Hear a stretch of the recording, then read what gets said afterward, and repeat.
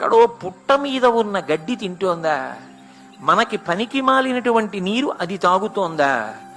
సాయంకాలం అయ్యేటప్పటికి పసిపిల్లల దగ్గర నుంచి సన్యాసుల వరకు, అనారోగ్యంతో ఉన్న వాళ్ళ వరకు తాగడానికి యోగ్యమైన పాలిస్తోందా? ఆ పాలతో అభిషేకం చేస్తే ఉత్తరగతులు ఇస్తోందా?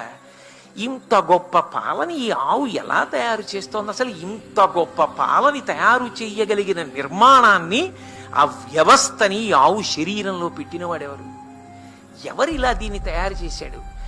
నేను ఒక్కరోజు ఎక్కడైనా మలినమైన నీరు తాగితే రెండో రోజు కడుపు గుడగొడలాడుతుందే, అదే గడ్డి తినేసి ఎక్కడో ఏదో కాలవలో ఉన్న నీళ్లు తాగేసి పాలిస్తే, తల్లి లేని పసిపిల్లకి పట్టుకెళ్ళి పాలిస్తే పకపకా నవ్వి ఆరోగ్యంతో పిల్ల వృద్ధిలోకి వస్తోందా? ఈశ్వర, పైకి పశు శరీరంలా కనపడుతోందా? ఇంత అద్భుతమైన పదార్థం